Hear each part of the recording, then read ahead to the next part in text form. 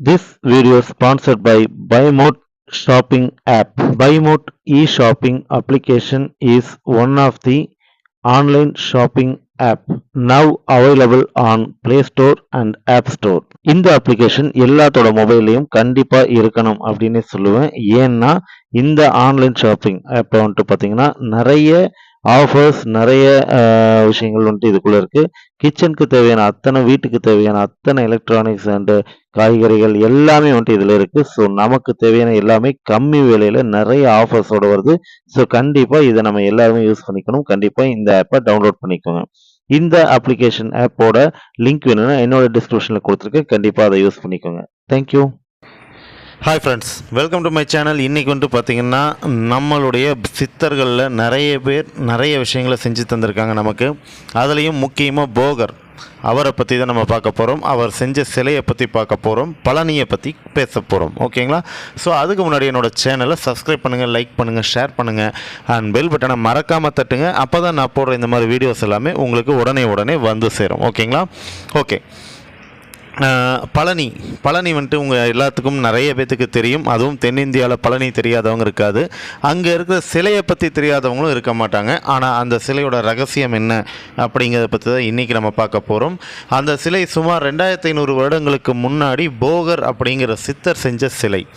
அதுவும் சாதாரண சிலை இல்லைங்க, 4000 விஷ மூலிகைகளால் செஞ்ச சிலை. ஓகேங்களா? அதுதான் நவபாஷாணம். ஏன்னா 4000 மூலிகைகளை வச்சு 9 பாஷாணங்களாக, அதாவது 9 விஷங்களாக பிரித்து அந்த 9 விஷத்தையும் ஒன்றா சேர்த்து அதை வந்துட்டு சிலையாக வடித்து அதைத்தான் வந்துட்டு பழனியில் வச்சு போகர் வழிபட்டார் அப்படின்னு சொல்லி ஏடுகள் இருக்குது, குறிப்புகள் இருக்குது.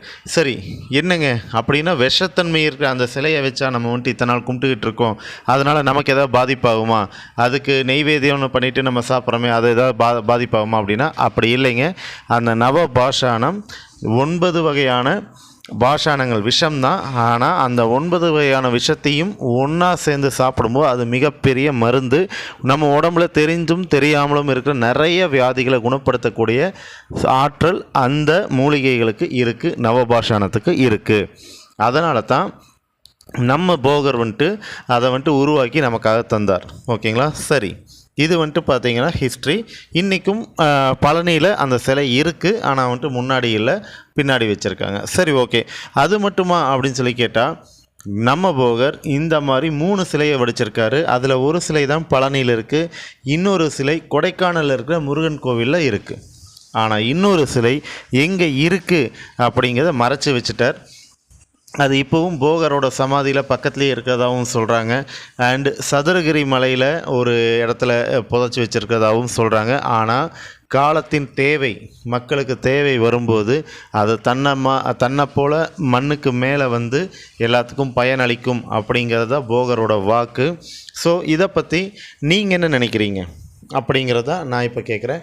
உங்களுக்கு இதை பற்றின ஏதாவது விஷயம் தெரிஞ்சிருந்தாலோ இதை பற்றின கருத்துக்கள் இருந்தாலோ எனக்கு நீங்கள் கமெண்ட் பாக்ஸில் சொல்லுங்கள். ஓகேங்களா?